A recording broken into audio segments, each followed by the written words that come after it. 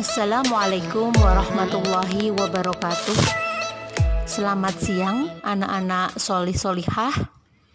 Alhamdulillah kita masih diberi kesehatan sehingga tetap bisa melakukan pembelajaran melalui daring.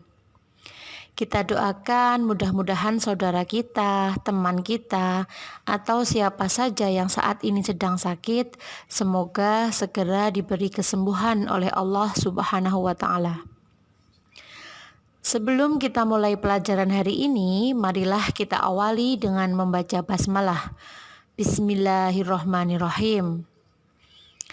Anak-anak, pada pertemuan yang lalu, kita telah mempelajari tentang daur hidup hewan tanpa metamorfosis, yaitu proses pertumbuhan hewan yang tidak mengalami perubahan bentuk tubuh, mulai dari lahir, menetas, sampai dewasa.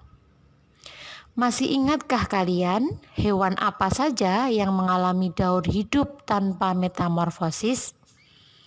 Iya, ayam, kucing, kelinci, itik, ikan, burung, dan lain-lain.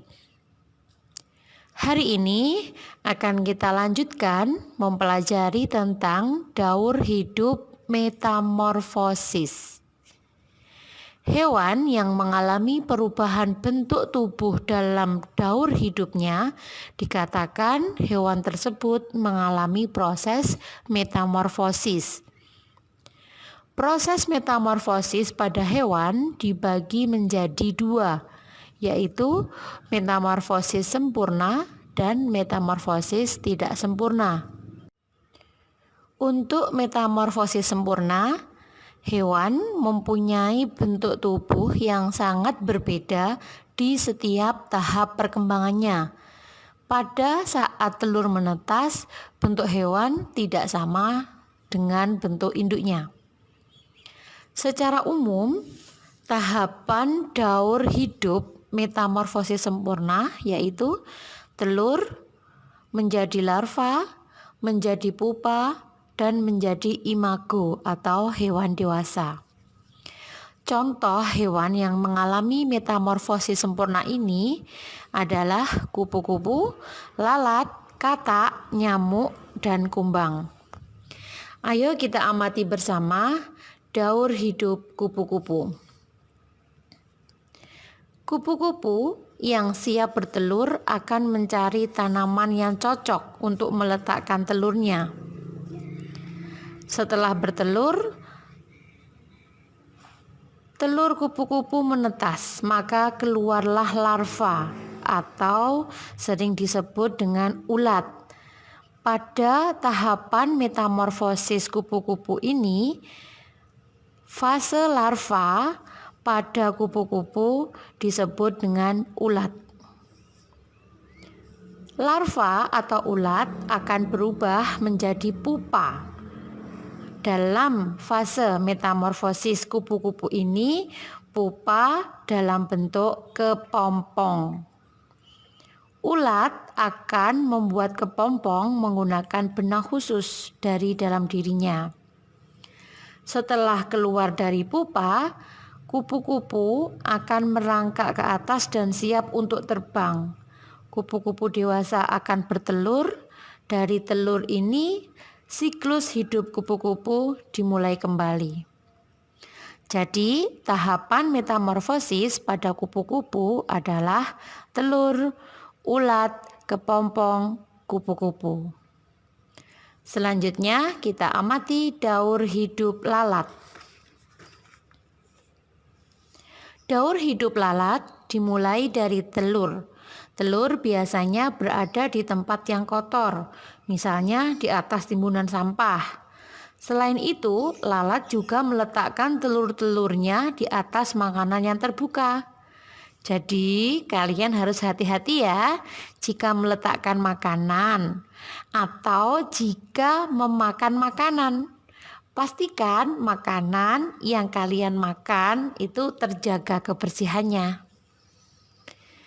Kemudian setelah telur-telur itu menetas, memasuki fase larva. Dalam proses metamorfosis lalat, fase larva berbentuk belatung. Kemudian larva tumbuh dan berubah menjadi pupa. Setelah beberapa hari, pupa akan berubah menjadi lalat dewasa atau imago. Lalat terbang dan mencari makan di tempat kotor. Lalat dewasa bertelur di tempat itu juga. Dari telur ini, daur hidup lalat yang baru akan dimulai kembali. Selanjutnya, kita amati daur hidup katak. Katak berkembang biak dengan cara bertelur di dalam air. Telur-telur itu akan menetas setelah kurang lebih 10 hari. Telur akan menetas menjadi berudu atau kecebong yang hidup di air. Kecebong berbentuk seperti ikan. Oleh karena itu, kecebong atau berudu memiliki insang untuk bernafas. Kemudian kecebong akan berubah menjadi katak muda berekor. Ekor itu kemudian akan memendek dan katak mulai bernafas dengan paru-paru. Sampai kemudian katak muda menjadi katak dewasa. Selanjutnya kita amati daur hidup nyamuk. Nyamuk juga serangga yang berkembang biak dengan cara bertelur di permukaan air. Ketika telur menetas akan berubah menjadi jentik-jentik atau tempayak. Jadi jentik atau tempayak ini merupakan fase larva. Kemudian setelah cukup umur, jentik atau tempayak ini akan berubah menjadi pupa. Setelah beberapa waktu, pupa akan berubah menjadi nyamuk muda hingga nyamuk dewasa. Nyamuk muda dan dewasa tidak hidup di air. Nyamuk akan kembali ke air ketika hendak bertelur. Dari beberapa contoh hewan di atas, kupu-kupu, lalat, katak, dan nyamuk semuanya mengalami daur hidup metamorfosis sempurna dengan tahapan telur, larva, pupa, dan imago atau dewasa. Baik anak-anak, kita lanjutkan mempelajari tentang metamorfosis tidak sempurna, yaitu mempunyai bentuk hampir sama pada setiap tahap pertumbuhannya. Tahapan metamorfosis tidak sempurna ini dimulai dari telur, kemudian nimfa atau hewan muda, dan imago atau hewan dewasa. Contohnya belalang, kecoa, capung, dan lain-lain. Mari kita amati daur hidup metamorfosis pada belalang. Proses metamorfosis belalang diawali oleh fase telur. Telur akan menetas menjadi nimfa. Nimfa adalah belalang kecil yang belum memiliki sayap. Atau nimfa itu adalah fase atau tahapan setelah telur. Setelah melewati fase nimfa selama 1 bulan, proses metamorfosis belalang kemudian dilanjutkan dengan fase belalang muda. Setelah itu, belalang muda akan tumbuh menjadi belalang dewasa. Belalang dewasa memiliki sayap lengkap yang kuat dan dapat digunakan untuk terbang. Kita lanjutkan dengan daur hidup kecoa. Coba kalian amati gambar daur hidup kecoa. Kecoa merupakan salah satu serangga yang juga berkembang biak dengan cara bertelur. Setelah beberapa lama, telur kecoa akan berubah menjadi kecoa muda yang disebut nimfa. Bentuk nimfa mirip dengan kecoa dewasa, hanya warna kulitnya yang berbeda. Nimfa beberapa kali mengalami pergantian kulit sampai menjadi kecoa dewasa. Dan selanjutnya kita amati daur hidup capung.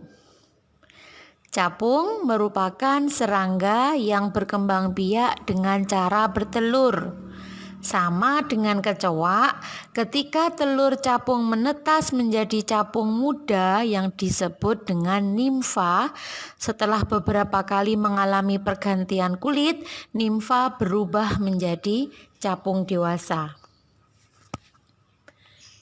Anak-anak, dari contoh tersebut, belalang, kecoa, capung adalah hewan yang mengalami metamorfosis tidak sempurna dengan tahapan telur, nimfa, imago atau hewan dewasa.